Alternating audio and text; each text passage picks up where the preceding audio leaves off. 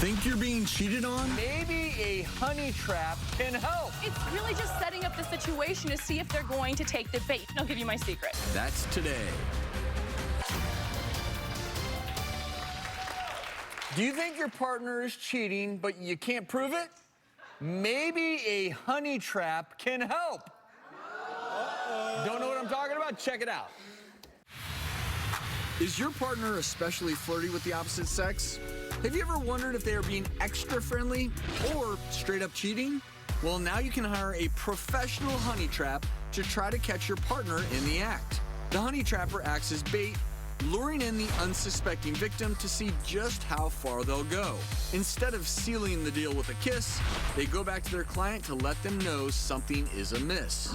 Is the honey trapper a new form of cheater justice? Or is this an unfair arrangement that sets your partner up for failure?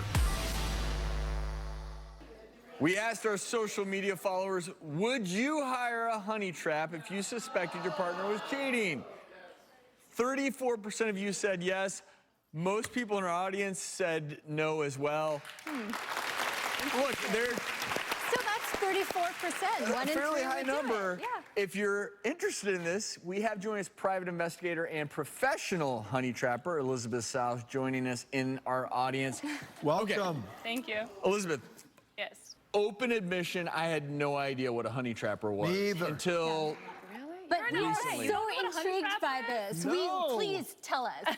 Well, first of all, I want to clear up a lot of people when they say honey trapping and they said, no, I would never hire a honey trapper. It's not like we're the snake in the Garden of Eden where, you know, the guy's sitting here and I'm like, hey, you are so cute. What is your name? You know, it's not like we go up to them and do that. You do that too well. I would be entrapped fallen right in a there. New York second. And I'm not a cheater, but she's a professional. that's not So fair. how does it work Tell then? us, tell us. We have so many questions. Please tell us. So it's, you know, it's really just setting up the situation to see if they're going to take the bait. You got a lot of hungry animals out there, you know? So it's, you know, it's setting up the situation. So for an example, a woman will call us and her boyfriend, fiance, partner, whatever else, in this situation, I'm using a woman because I would be the bait, and say, I think he's cheating. I want to find out if he's cheating, this and that. And so I may not be the right girl. We have to find out what he likes because I have to kind of be his type. I want to have the body type. I want to have some sort of the look because sometimes they'll be like, no, he wouldn't go for you. He likes this. So if I'm the one who fits the description, then we're going to set it up. For example, say he goes running at Runyon Canyon and he's a runner. And she's like, he goes from 8 to 9. I want to see, you know, if he's going to hit on you, if he's going to try to ask you out, because I think he's really flirty and I want to see if he takes it further. So I'd show up and I kind of know his running route and I'd be running and, you know, maybe running, maybe trip, you know, but I'm not going to start off and say, you have the best calves I have ever seen. It's not like that. You know, you're going to see if he just goes for you because that's what she's wanting So to you're know. wanting it to almost be authentic. It has like to be. if he's going to run there every morning, It has to be fair. it has to be fair. Yeah. So when do you stop pursuing or trapping, if you will? When do you know, okay, you're safe, your boyfriend doesn't seem to be interested, or how far do you take it, maybe a better question? Well, I don't get physical. You know, I'm not going to start making out with him or anything or go to a room and do whatever. It's basically getting to that point to where you know, where he's like, yeah, I'd like to go out to dinner with you, or, you know, let's go out for drinks. For some women, it's like, that's enough, I'm done, screw him, you know, that sort of thing. Other women are like, yeah, but maybe he doesn't really mean it. I want to see how far he goes. Or we have this, I want to see what he's saying. I know he's cheating. I want to know what he's saying to these women to get them to go out with them. Because a lot of times, you know, these other women, they don't know they're the other woman. This guy's telling them they're single. And so she wants to hear, like... So she'll tell you, that's- yeah. do go to dinner. I Yes. want you I to wanna go to hear dinner what and you see what say. happens. Okay. Yeah. Well, mean, so to go that's to where that- you being a private investigator, your background comes into Yeah. play To then, go- because you're really gathering that To information. go that length, I mean, the spouse must be really distressful. We're not going to go there just yet, but we will. We will. We need to finish the honey trapping genre first, because the other question we had is, are there ever scenarios, either horror stories or scenarios where I can see you getting in certain situations that are awfully sticky as well? Yes. and how you disengage. Honey is sticky. It is sticky. Yes. Right. So can you give us some examples? One time I was on a date with a guy and we were at dinner. On a fake date. On a fake date, Okay. yeah. And we're sitting there and we're talking about everything and he's starting to get really touchy. And I'm kind of leaning away a little bit more and he puts his hand on my thigh and starts to go up and I lean back and I was so disgusted by the situation, I actually vomited in my mouth. I thought it was a saying. I know this sounds crazy and I had to swallow it. And I really liked my dinner, which really put me off. So at that point, I got a little ticked off. This food is really good. No, I bet it's you not didn't good. want to kiss you after that, right? He didn't know. He didn't know what I did because I had to swallow it really fast. And so then you start to choke, you're like, and you're like, you need water. He's like, oh, are you okay? Are you okay? And starts to touch you more. Are you okay? You're like, no, don't. I'm okay. But you got to go along with it. So yeah, I have run into some really awful or awkward situations. So now that we've defined honey trapping, let's talk about, is this healthy? So join us now, relationship therapist Keandra Jackson, to weigh in. I am fascinated by this, and I empathize with anyone who would hire someone like Elizabeth, but is this a healthy way to catch a cheater? You know, I would have to agree with the poll and the audience and actually say no on this one. And I say that because if you have to go to the lengths of actually hiring a private investigator or a honey trapper, that's an indicator that things are already horrible in your relationship. Something's some wrong. lack of Yes. trust. And you know, I thought about it from a different perspective too. What about if you are the person being honey trapped, right? And you're not doing anything. So think about how that person must feel, because you're going to create a reciprocity of mistrust in your relationship, because now that person won't trust you either. Actually, if you don't know, you'd be like, yeah, I still got it.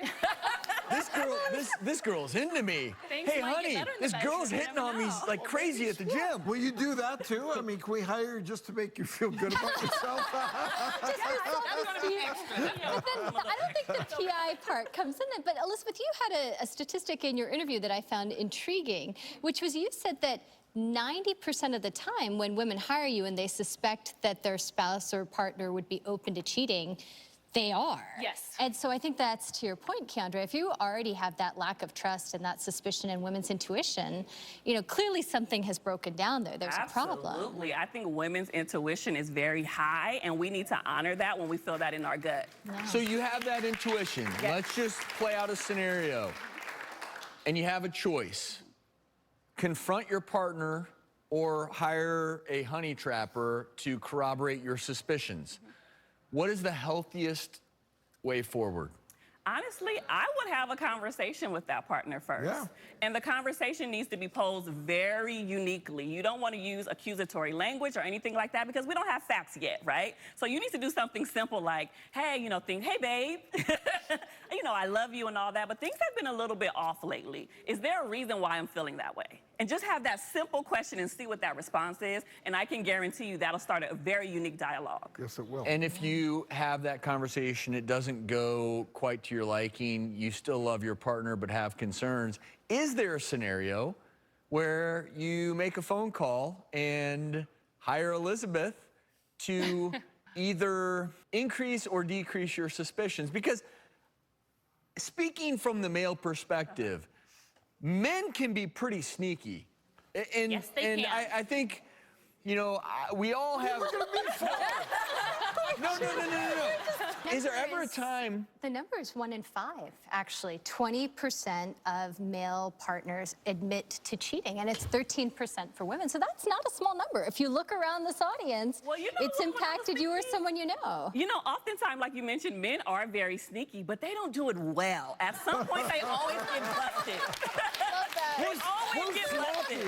Now, I'm not going to agree that cheating is okay, but if a woman no. does it, I think we might do it just a little bit better, because we cover our tracks. But what about the sometimes. 10%? Sneakier than men in these sort of situations, but I have to disagree with the having conversation. No, it does not always work, because some people will lie, and you have pathological liars. And if you have kids, or if you're about to marry somebody and somebody tells you, I saw him out, and you're about to commit your life to somebody, really going that extra mile to find out, because I always say, I'm cheaper than a divorce.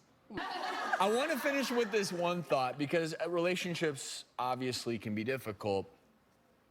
But to credit you, Elizabeth, as I've opened my mind, there are some scenarios where a marriage can be very happy and yet one partner, maybe they're lacking self-confidence and they build up a story in their mind. And they could be married to the most wonderful spouse, but they have this recurring story, which can happen, and they become obsessed with the idea that their husband might be cheating or their wife might be cheating.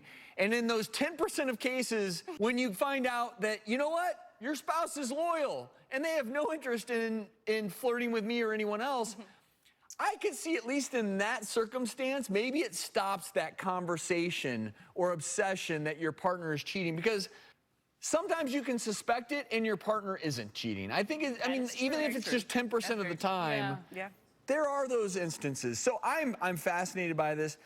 We do have to go. Keandra, is there a situation where if you found out your partner is cheating that you can repair and rebuild that relationship? If so, what is your best advice? Oh, absolutely. You can definitely repair trust after it has been broken. And of course, because I'm a licensed clinician, I'm going to say try therapy. Couples therapy is a wonderful option prior to seeking, private investigation to see if the relationship is going to work. And I know that might not be a reasonable option for some people, but you have to think about, you can create different rules and boundaries in your relationship if therapy isn't an option. So you may want to do some fun stuff like reading a book about trust and intimacy, or taking a relationship course, or going on a retreat or something of that nature. But the goal is to secure your partner's insecurities, because oftentimes you have created these inside your partner pretty much, and it's your job and your responsibility to make sure that you're showing effort to say, hey, you know what, I want to improve and I want to build on this trust and this communication. Figure out what was broken. Absolutely, and try to fix it. Yeah, try to fix it. All right. Thank you both Thank so you much both. for being here. Fascinating topic. Let's take a break.